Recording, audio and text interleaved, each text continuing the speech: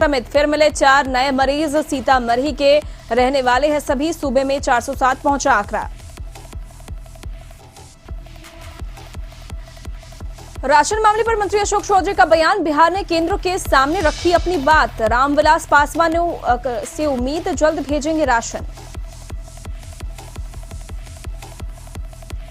फंसे लोगों की बिहार वापसी पर राजनीति शुरू। मंत्री ने कहा सभी को बस से लाना संभव नहीं। विपक्षियों ने सरकार के मंशा पर उठाया सवाल। डीजीपी गौतम पांडे ने कहा अब लोगों की वापसी संभव। जो बॉर्डर पहुंचेंगे स्क्रीनिंग कर उन्हें पहुंचाया जाएगा। उनके ब्लॉक वहां होंगे क्वारंटीन।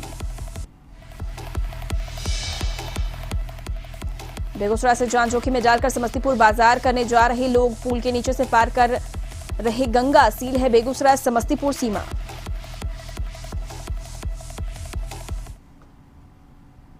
नमस्कार, आप देख रहे हैं कशिश न्यूज। आपके साथ मैं उर्वशी। बिहार में कोरोना मरीजों की संख्या लगातार बढ़ रही है और आज फिर से 4 नए मरीजों में कोरोना की पुष्टि हुई। चारों पॉजिटिव मरीज सीतामढ़ी के रहने वाले हैं। राज्य में अब कोरोना मरीजों की संख्या बढ़कर 407 हो चुकी है। तो आज 4 नए मरीजों में कोरोना की पुष्टि हुई है। लगातार आंकड़े बढ़ रहे हैं। ऐसे में कशिश की अपील है कि आप घरों में रहें, लॉकडाउन के नियमों का पालन करें और अनावश्यक कार्यों के लिए घरों से बाहर ना निकले। संभव हो तो सोशल डिस्टेंस का भी पूरा ख्याल रखें। और अधिक जानकारी की बात करेंगे संवाददाता मिसाल इस वक्त हमारे साथ जुड़े हुए हैं। मिसाल, एक बार फिर से कोरोना मरीजों की संख्या बढ़ गई है और ये भी बताया जा रहा है कि समस्तीपुर के जो 4 नए मरीज हैं वो पाए गए हैं वहां पर। फिलहाल क्या कुछ अपडेट? देखिए, बिल्कुल देखिए, ये सीतामढ़ी के जो मरीज हैं, 4 मरीज जो मिले सीतामढ़ी के, ये जोखिया जो इलाका है, एक ही इलाके से 4 मरीज मिले, जिसमें से 3 पुरुष है और 1 महिला है।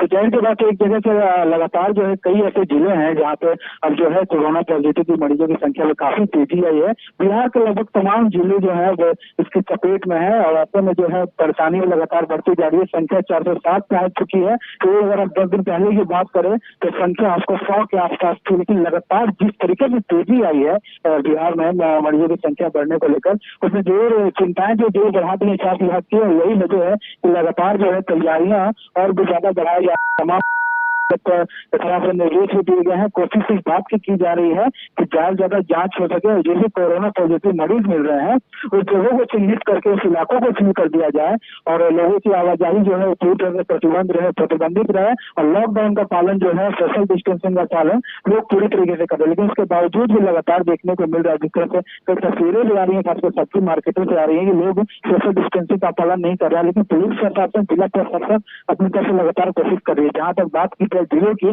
तो मुंगेर और पटना में जो है सबसे ज्यादा आपको मरीज मिले। मुंगेर में जहाँ 92 संख्या हो चुका है, वही पटना में भी आपको 42 के आसपास संख्या हुई। जिस तरह से पटना में खासखेड़ा की बात करें, बेउर इलाके की बात करें, न्यू पाटलिपुत्र इलाके की बात करें, राजा बाजार की मछली गली की बात की जाए, इन तमाम इलाकों को सील कर दिया गया है और इनकी जो ट्रेवल हिस्ट्री के साथ इनके कौन कौन संपर्क में लोग आए हैं उसकी भी लगातार जो है जानकारी जो है ली जा रही है जिला प्रशासन की तरफ से। और पूरी तरह से स्वास्थ्य विभाग को, सरकार को इसका रिपोर्ट किया जा रहा है और रिपोर्ट के अनुसार जो है सरकार ये तय करिए कि आगे की कार्रवाई किस तरह से करनी है तो इससे निपटने के लिए क्या कुछ उपाय करने। लगातार बैठकों का दौर भी चल रहा है, लेकिन इस बीच जिस तरीके से केंद्र सरकार ने जो कहा है कि मजदूरों को और जो छात्र हैं, जो पर्यटक है, उनको राज्यों से लाने की जो है कोशिश रहेगी, तो उसमें कहीं ना कहीं ये मुश्किल जरूर बढ़ा दी है बिहार सरकार के लिए कि ऐसे में कोरोना पॉजिटिव मरीजों की संख्या और भी ज्यादा बढ़ सकती है, क्योंकि जो संख्या लगातार बढ़ती जा रही है हम देख रहे हैं। लेकिन ऐसे में अगर लोग आते हैं बाहर से तो इसके लिए भी बिहार सरकार अपनी तैयारी कर रही है।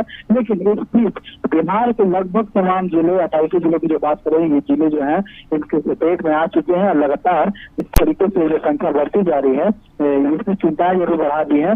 और बात अगर पटना राजधानी की करें तो यहाँ पे ड्रोन कैमरे से, सिर्फ राजधानी की बात नहीं करें, जहाँ जहाँ केसेस आ रहे हैं बिल्कुल ड्रोन कैमरे से नजर रखी जा रही है उन संकीर्ण गलियों में जहाँ पर प्रशासन नहीं जा सकते हैं और उन इलाकों को पूरी तरह से सील कर दिया गया है। चलिए, बहुत बहुत शुक्रिया मिसाल तमाम जानकारियों के लिए। आप नजर बनाए रखें, हम आपसे पल पल की अपडेट लेते रहेंगे।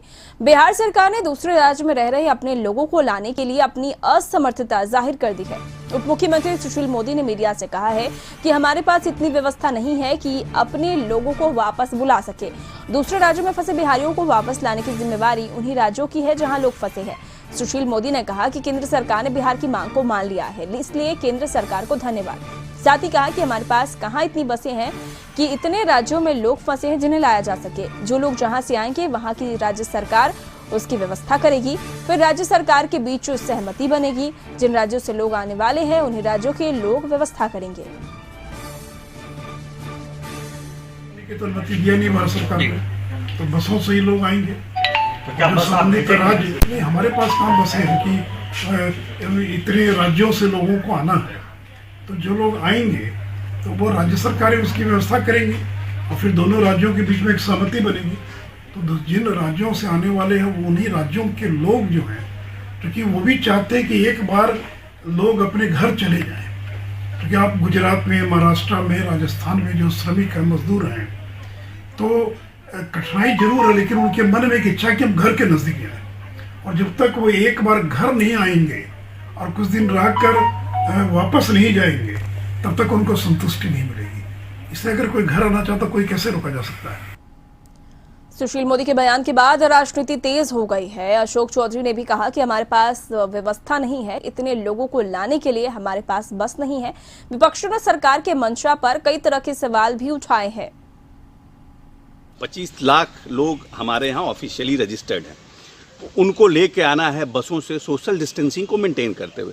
तो एक बस में 35-40 लोगों के बैठने की व्यवस्था रहती है। तो अगर हम लोग बहुत से बहुत सोशल डिस्टेंसिंग का पालन करेंगे तो हम उसमें 15 से 20 लोग लगाएंगे। तो ये 25 लाख को डिवाइड करिए उतने से, 15 से 20 से, तो महीनों लग जाएगा अगर राज्य सरकार के बलबूते पर अगर छोड़ दिया जाए लाने के लिए। तो हम समझते हैं कि इस जो नया गाइडलाइंस आया है, इससे एक बात स्पष्ट है कि जो लोग खुद आना चाहते हैं, अपनी व्यवस्था से आना चाहते हैं, उन छात्रों और श्रमिकों को वापस लाना ही नहीं चाहती है बिहार। अगर ये सरकार अपनी अक्षमता को स्वीकार कर ले, मान ले कि हमारे बस का चीज नहीं है कोटा में फंसे छात्रों को, अन्य स्थानों पर फंसे श्रमिकों को वापस बिहार लाना, तो कांग्रेस पार्टी से अनुरोध करें, नीतीश जी को चाहिए कि राहुल गांधी जी से बात करें, हमारे राजस्थान के चीफ मिनिस्टर अशोक गहलोत जी से बात करें। अगर बिहार सरकार अपने छात्रों और मजदूरों को नहीं ला सकती है तो कांग्रेस पार्टी इस बीड़ा को उठाने के लिए तैयार।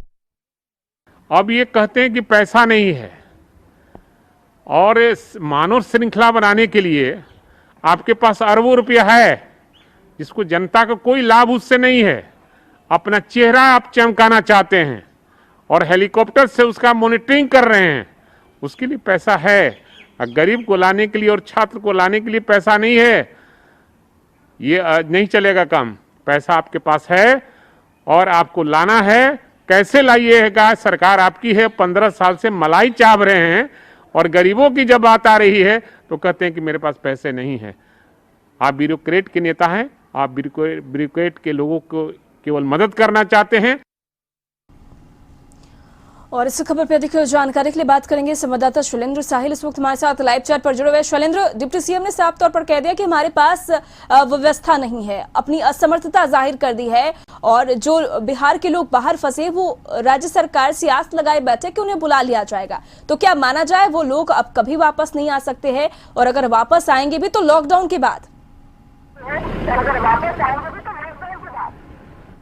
देखिए, लोग इस असमंजस में है कि केंद्र सरकार ने तो आदेश दे दिया है कि आप जा सकते हैं, लेकिन बड़ा सवाल ये है कि लोग जाएंगे कैसे। राज्य सरकार ने अपने हाथ खड़े कर दिए हैं और केंद्र सरकार ने अपने नोटिफिकेशन में ये कहीं नहीं कहा है कि जो लोग फंसे हैं वो आएंगे कैसे, उनके लिए वैकल्पिक व्यवस्था क्या की जाएगी। ये जरूर कहा है कि आप बसों से आ सकते हैं, लेकिन बस कौन देगा, बसें आएंगी कहाँ से, चूँकि संख्या 1000, 2000, 5000 की नहीं है, बल्कि संख्या लाखों में है, और वो भी 25-30 लाख संख्या में लोग हैं लगभग जो बिहार के बाहर फंसे हैं। और उन लोगों को बिहार कैसे लाया जाएगा, ये अभी भी बहुत बड़ा सवाल है, और लोगों के जहन में यही सवाल घूम रहा है कि आखिर वो जाएंगे कैसे अपने घर। क्या सिर्फ आदेश दे देने से वो चले जाएंगे, या फिर केंद्र सरकार और राज्य सरकार को एक कहीं ना कहीं युद्ध स्तर पर इसके लिए तैयारी करनी होगी, क्योंकि जब लाखों की संख्या में लोग आएंगे तो उनके रहने का, उनके क्वारंटाइन होने का, उनके खाने का इंतजाम, और जो लोग जहाँ फंसे हैं, दिल्ली हो, कश्मीर हो, कन्याकुमारी हो, साउथ इंडिया हो, या कहीं भी हो, उनको यदि लाना हो बिहार तो वो कैसे आएंगे, और हर एक स्टेट से किस तरीके से समन्वय स्थापित की जाएगी, ये एक बहुत बड़ा सवाल है, और इस सवाल का जवाब शायद किसी के पास नहीं है। हालांकि इस पूरे मामले पर यह जानकारी जरूर मिली है कि एक समन्वय समिति बनाई जा रही है बिहार सरकार के द्वारा, और मुख्य सचिव इन तमाम चीज़ों को देख रहे हैं, और कल शाम से ही, जैसे ही केंद्र सरकार के द्वारा आदेश निर्गत हुआ है, उसके बाद मुख्य सचिव इन चीज़ों को खुद से मॉनिटर कर रहे हैं और उसके लिए एक नोडल अधिकारी भी बिहार में बनाया जाएगा जो इन चीज़ों को देखेंगे। लेकिन सवाल यह है कि संख्या एक दो लोगों की नहीं है बल्कि लाखों में लोग हैं। उन लाखों लोगों को लाने के लिए क्या व्यवस्थाएं होंगी? बस से चाह करके भी उन्हें नहीं लाया जा सकता है क्योंकि एक बस में मुश्किल से 15 या 20 लोग, जो लॉकडाउन के नियम हैं, जो लॉकडाउन में निर्देश दिए गए हैं, उन निर्देशों के अनुसार यदि आप बस चलाते हैं तो एक बस में मैक्सिमम 10 से 15 लोग ही बैठ पाएंगे। तो ऐसी परिस्थिति में लाखों की संख्या में बस चाहिए। तो क्या ये इंतजाम है या फिर केंद्र सरकार कुछ ट्रेनों को चालू करेगी या फिर जो बड़े हवाई जहाज़ होते हैं जिसमें ज़्यादा संख्या में यात्री बैठते हैं, क्या उन हवाई जहाज़ों की मदद ली जाएगी? ये देखने वाली बात होगी। लेकिन फिलहाल लोग यह सोच रहे हैं कि आखिर वो घर जाएंगे कैसे। केंद्र सरकार ने आदेश दे दिया है और राज्य सरकार कोई वैकल्पिक इंतजाम करने के लिए राज्य सरकार कोई वैकल्पिक व्यवस्था नहीं कर रही है। लेकिन शैलेंद्र, कहीं ना कहीं इस पर राजनीति भी शुरू हो गई है, तरह तरह के कटाक्ष भी आ रहे हैं। कांग्रेस ने यहाँ तक कह दिया है कि अपनी असमर्थता जाहिर कर दी गई है और अगर उनसे नहीं हो पा रहा है तो हम उन्हें लाने की व्यवस्था करेंगे।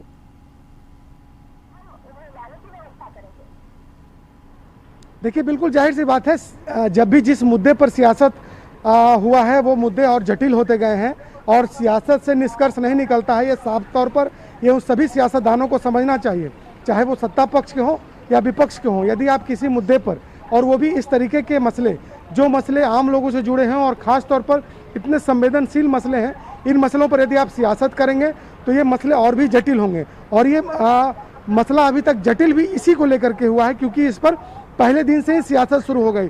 यदि पहले दिन से सियासत शुरू नहीं होती तो आज ये नतीजा नहीं होता। आज लोग घर आ रहे होते और कुछ न कुछ इंतजाम जरूर किया जाता। लेकिन अब बात इतनी बढ़ गई है कि अब सरकार को इसके लिए कुछ नियमानुसार वैकल्पिक व्यवस्था करना होगा, जिसके इंतजार में हर लोग हैं।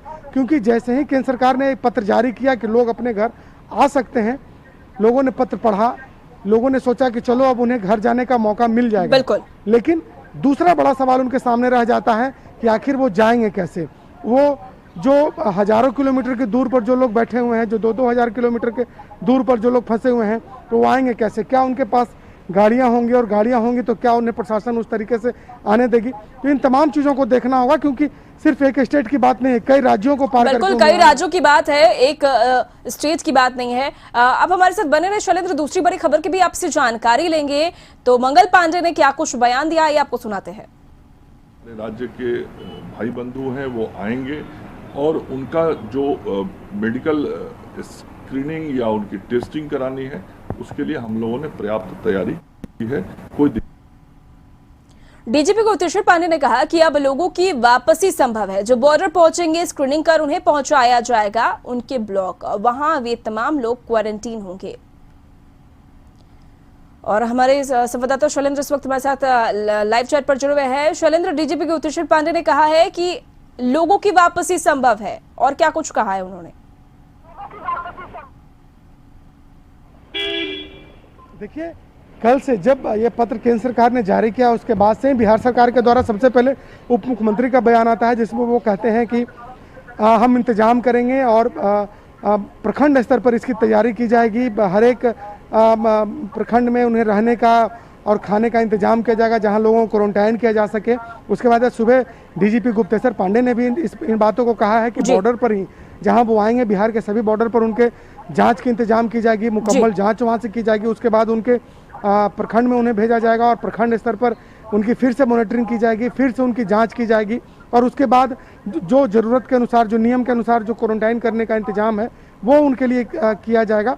तो सरकार पूरी तरीके से तैयार है। जो बाहर से जो लोग आएंगे उसके लिए सरकार ने विशेष रणनीति बनाई है और उसी रणनीति के तहत उन लोगों को बिहार में वापस बुलाया जाएगा। लेकिन ये सुशील मोदी हों, डीजीपी हों या फिर केंद्र सरकार के जो अधिकारी जिन्होंने पत्र जारी किया, तमाम लोग ये कह तो रहे हैं कि हम सब लोगों की हिफाजत करेंगे, लोग आएंगे, लेकिन लोग कैसे आएंगे इस पर फिलहाल कोई बोलने के लिए तैयार नहीं है। बिल्कुल, लोग कैसे आएंगे इस पर बोलने के लिए कोई तैयार नहीं है। हालांकि लोगों की तादाद काफी ज्यादा है, क्वारंटीन सेंटर भी उसके लिए मुकम्मल नहीं है। देखना होगा कि लोग आखिर कैसे आते हैं और इस पर कितनी सियासत शुरू होती है। चलिए, बहुत बहुत शुक्रिया तमाम जानकारियों के लिए शैलेंद्र। स्वागत है पटना से खबर, जहां राशन मामले पर मंत्री अशोक चौधरी ने कहा है कि बिहार ने अपनी बात केंद्र के सामने रख दी है। 30 लाख परिवारों की जानकारी केंद्र को भेजी गई है। अब रामविलास पासवान से उम्मीद है कि वे जल्द राशन भेजेंगे। करेंगे। रामविलास पासवान के बिहार के ही नेता है, दर्द समझते हैं। चिराग पासवान के बयान पर भी अशोक चौधरी ने बयान दिया और कहा कि उनके बयान से लगता है कि परिस्थितियों की उन्हें जानकारी नहीं है। आरोप प्रत्यारोप से गरीबों का राशन नहीं रुकेगा।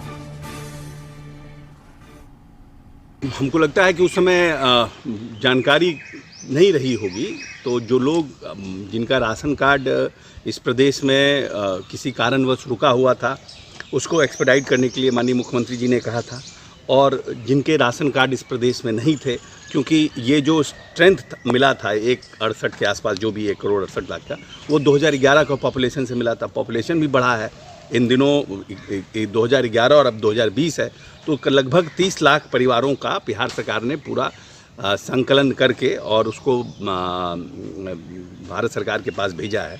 और हम उम्मीद करते हैं कि रामविलास पासवान जी बिहार से हैं, बिहार की बातों को समझते हैं, बिहार की समस्याओं को समझते हैं, बिहार की परिस्थितियों को समझते हैं और जल्द से जल्द इस पर।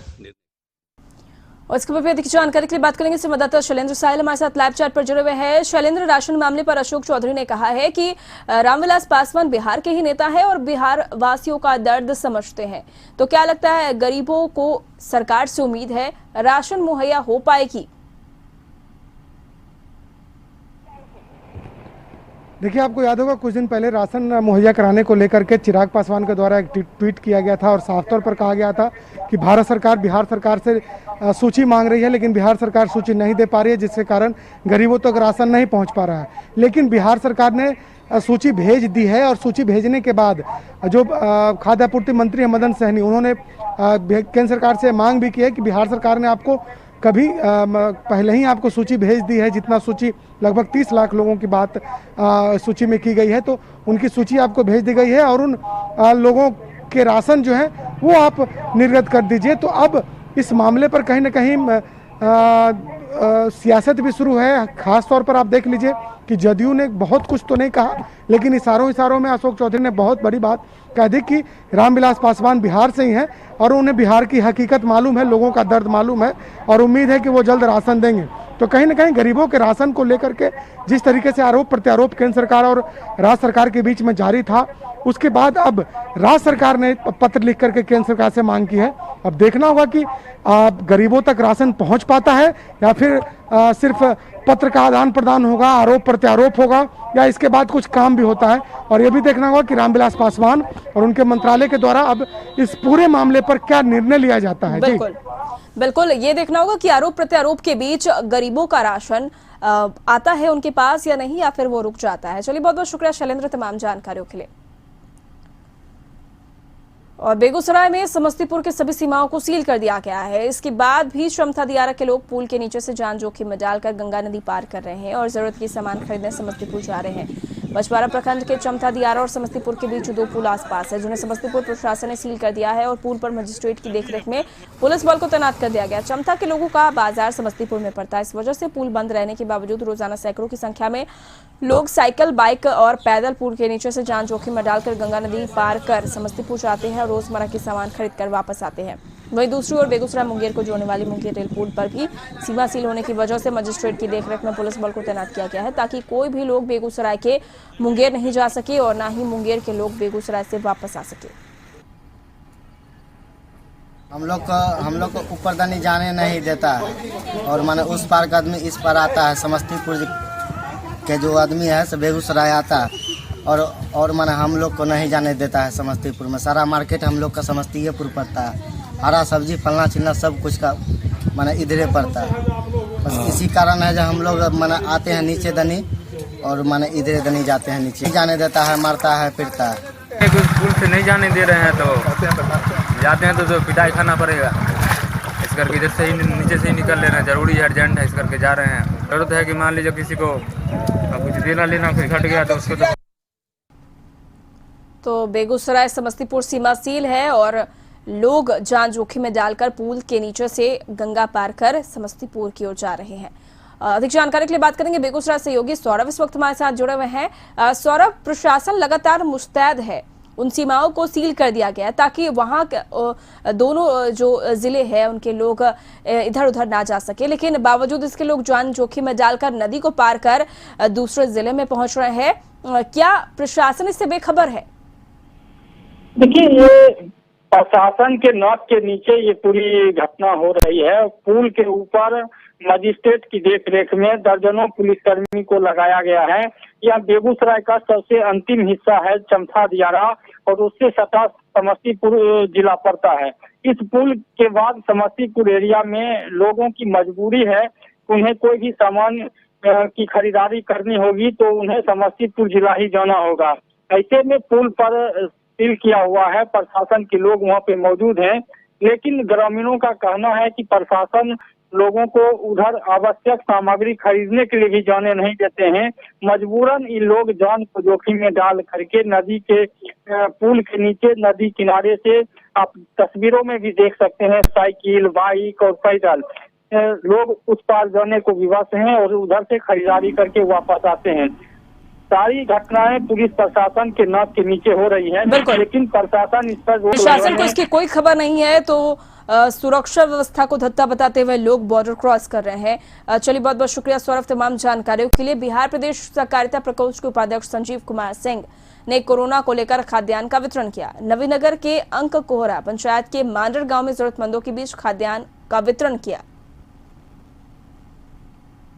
40 दिनों से लगातार यह कार्य प्रारंभ है। जिस व्यक्ति का राशन कार्ड में नाम नहीं है, वहां मैं खुद पहुंचकर विधवा, विकलांग, अपाहिज, जो भी कमजोर वर्ग के लोग हैं, चाहे किसी जाति, धर्म, मजहब के लोग हैं, सभी को मैं राशन पहुंचाने का काम कर रहा हूं। बाहर में जो लोग हमारे फंसे हुए विधानसभा क्षेत्र का, सबको अपने स्तर से प्रयास करके।